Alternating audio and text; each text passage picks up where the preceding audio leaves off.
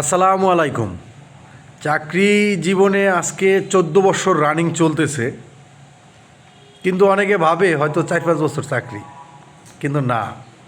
সর্বপ্রথম বাংলাদেশ সরকার একটা সুন্দর সিস্টেম করছে। আমার মতামত আমি সুন্দরভাবে যাকে খুশি তাকে দেব, এভাবে একটা মতামতের একটা বিষয় থাকে।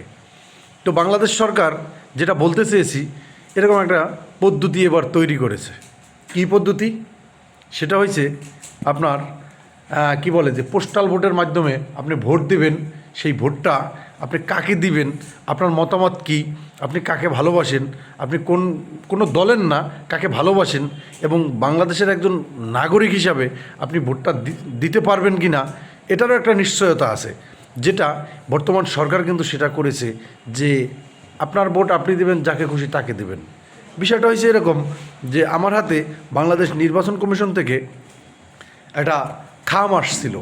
এই যে খাম আসছিল, আমি কিন্তু সেই ভোটটা একবারে মানে মানে সিলগালা করে দিয়েছি। এই যে আমি কিন্তু ভোটটা প্রিন্ট করে যাই কিছু আমার দরকার ছিল, আমার মনে যেটা চেয়েছে আমি কিন্তু সেটা করে অলরেডি কিন্তু আমি কিন্তু খামে আটকে দিয়েছি। কেননা আমি যেহেতু খুশি, বাংলাদেশের আমার মনে হয় যত সরকারি কর্মকর্তা কর্মচারীরা আছে সবাই ভোট দিতে পেরে খুবই খুশি। কেননা এই প্রথম বাংলাদেশে এরকম সিস্টেম চালু হয়েছে। 22 লক্ষ সরকারি কর্মকর্তা কর্মচারী আছে। আপনি হয়তো আমার বাড়ি বরিশাল জেলার মেহেন্দিগঞ্জ থানা, আমার নির্বাচন ডিউটি পড়ছে পটুয়াখালী, ঠিক আছে। এখন আমি ভোটটা তো আমি দিতে পারবো না। তো আমি যখন 14 সালে ভোট দিতে পারি নাই, 18 সালে ভোট দিতে পারি নাই, 24 সালে ভোট দিতে পারি নাই, আফসুস। এবং এখন আমার কাছে কিন্তু ভালো লাগতেছে যে 2026 সালে এসে বাংলাদেশ সরকারের অনুপ্রেরণায় আমি কিন্তু আমার নিজের ভোটটা আমি কিন্তু দিয়েছি।